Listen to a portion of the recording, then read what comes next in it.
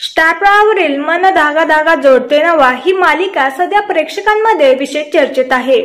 मात्र लीपनंतर आनंदी मालिकेत पाहायला मिळत नव्हती, त्यामुळे बरेचसे प्रेक्षक या मालिकेवर नाराज झाले होते।